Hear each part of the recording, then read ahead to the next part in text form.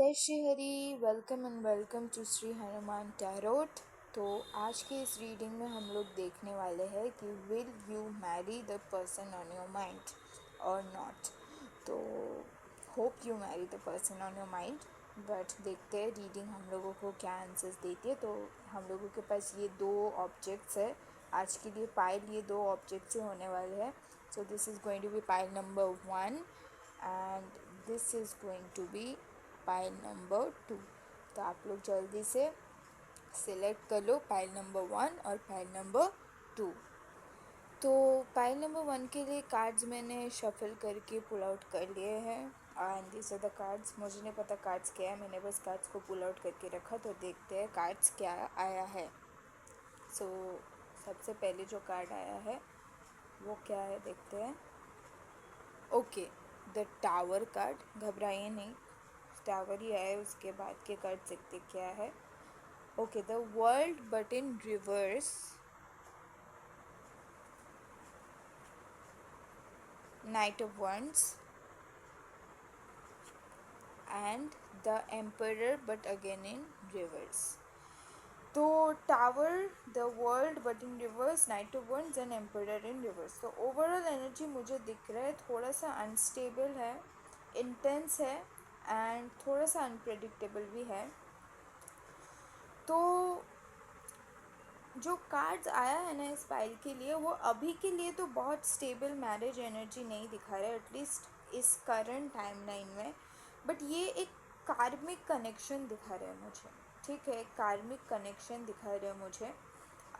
क्योंकि वर्ल्ड का कार्ड आया है एंड वो भी क्योंकि वर्ल्ड एक साइकिल दिखाता है, तो इट्स लाइक अ कार्मिक साइकिल।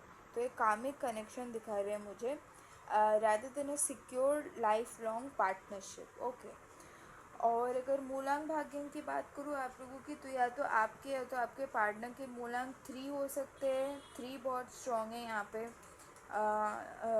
3 के 2 कार्ड आए हैं। 7 हो सकते हैं, 4 हो सकते हैं।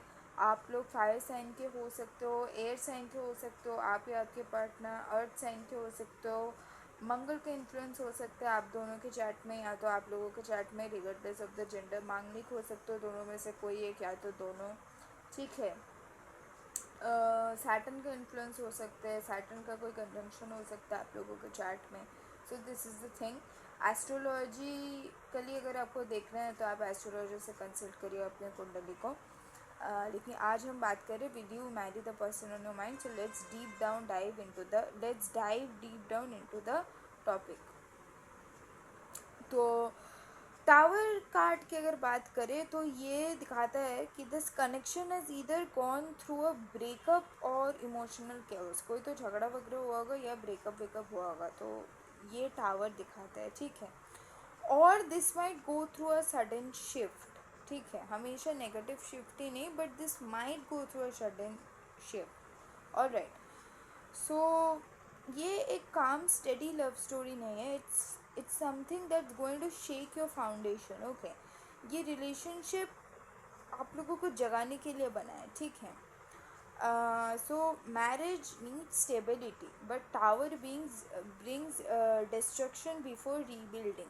ठीक है, बट वर्ल्ड का कार्ड भी है एंड वर्ल्ड दिखाता है rebuilding.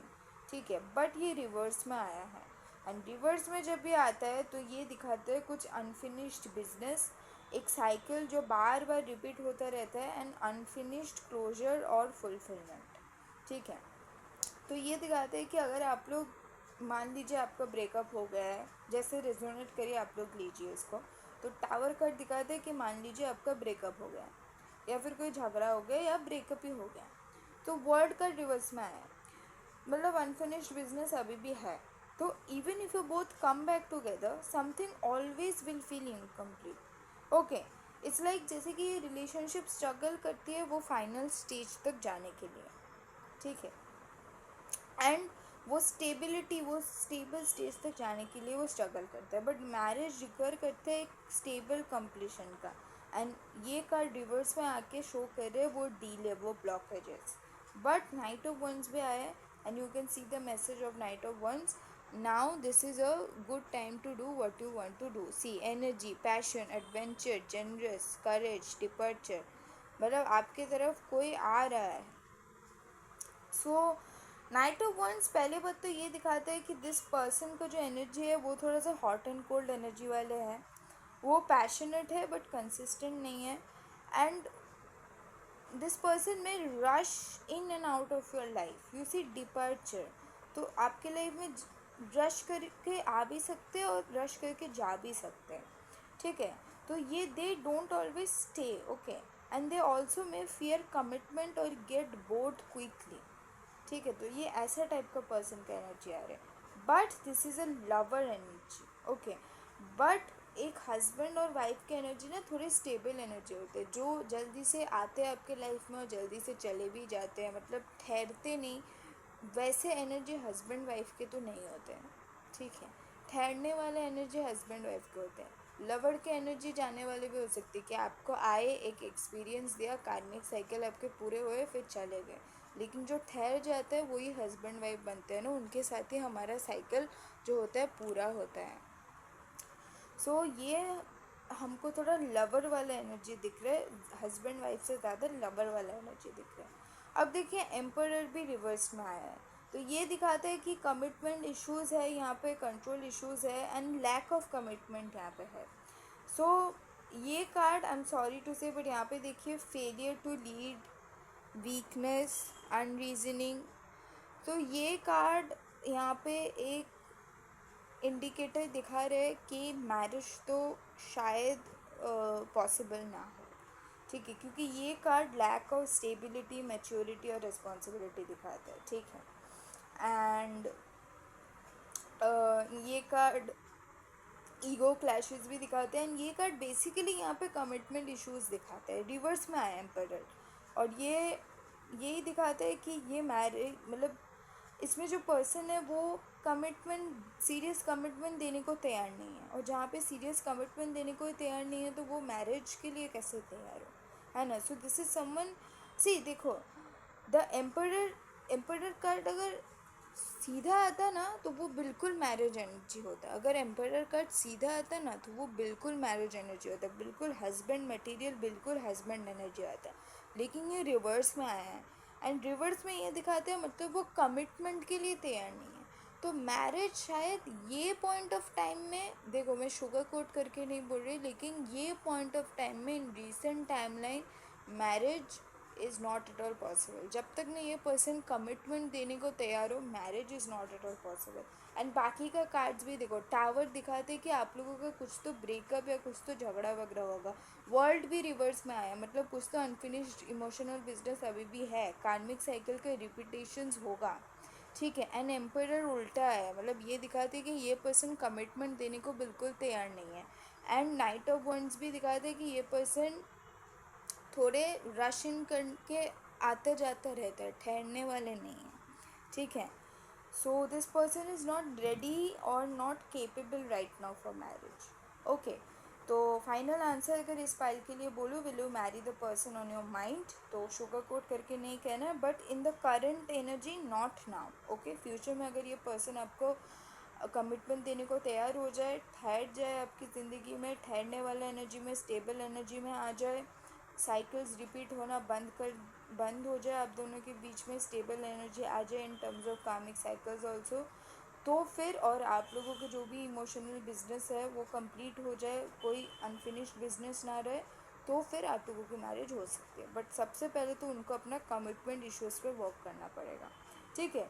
But this connection is intense, it is karmic, it is passionate, but for now it is not very stable enough to marriage, for marriage। तो इसको स्टेबल बनाइए आप लोग पहले, ठीक है। सो अभी तक शायद ये रिलेशनशिप आपको एक लेसन सिखाए हो, क्योंकि टावर कार्ड है, शायद आप लोग सेपरेशन में हो सकते हो, आपके ब्रेकअप हो गए होंगे, तो ये आपको एक लेसन सिखाया हो, ठीक है। तो but you have to break the old patterns, ठीक है, आपको ओल्ड पैटर्न्स ब्रेक करना पड़ेगा, क्योंकि वर्ल्ड रिवर्स में आएगा, साइकिल्स रिपीट होते रहेंगे तो कभी कमिटमेंट नहीं मिलेगा, कभी चीज़ें सही नहीं होने वाला, तो आपको वो पैटर्न ब्रेक करना पड़ेगा। तो एडवाइस आपके लिए यही होगा, don't chase the chaos, choose stability, ठीक है, and look at the actions not just emotions, and अपने आप से पूछो कि is this person truly ready for a long term commitment, क्योंकि पर्सन कार्ड्स तो दिखा रहे हैं कि पर्सन अभी कमिटमेंट देने को तैयार नहीं है, ठीक है। So this is for this pile. Current energy में तो आप मैरिज के मतलब मैरिड इस पर्सन से you are not getting married in the current energies, current timeline, because this person is not ready to offer you commitment. But आगे अगर वो कमिटमेंट आपको देने को ऑफर हो जाए और साइकिल्स आप लोगों की रिपीट ना हो, कार्मिक साइकिल्स, फिर आप लोगों का मैरिज शायद हो जाए। So this was it for pile 1। चलो पाइल 2 का देखते हैं आगे। तो ये है पाइल 2 के लिए जो कार्ड्स हमने पुल किए, वो चारों कार्ड्स। लेट्स सी कार्ड क्या क्या आया है। तो सबसे पहले जो कार्ड आया है वो है किंग ऑफ स्वर्ड्स, ओके। फिर 2 of swords, okay, but in reverse, okay. फिर आया है 2 of wands but also in reverse. 2 का दोनों ही कार्ड रिवर्स में आया है। 2 का कार्ड मतलब मून, इमोशंस काफ़ी दिख रहे हैं मुझे, आप शायद इमोशनल होंगे काफ़ी। और 3 of pentacles, okay. Reach out for the help when you reach out for the help you need when you need it, okay, interesting. और ये है हम लोगों का प्यारा सा पाइल नंबर 2। तो देखते हैं, इंटरप्रेट करते हैं कार्ड्स को, ठीक है। तो सबसे पहले किंग ऑफ स्वर्ड्स, अच्छा। तो अच्छा, ओवरऑल अगर बताओ तो ये कनेक्शन मुझे थोड़ा सा लॉजिकल दिखता है इमोशनल से ज़्यादा। हाउ एवर 2 यहाँ पे मून से, मून का नंबर होता है 2, 1 सन का नंबर होता है 2, मून का नंबर होता है, तो शायद आप इमोशनल है। लेकिन किंग ऑफ स्वर्ड्स भी आया है तो मुझे लगता है ये थोड़ा सा लॉजिकल कनेक्शन है than an emotional connection, but it's not chaotic, okay, it's a more about a relationship which involves thinking, logical practical thinking, practical decision and practical steps, alright। So marriage is possible in this, ये reading में जो card आया है, marriage is definitely possible, but it 100% depends on your maturity and your efforts, okay।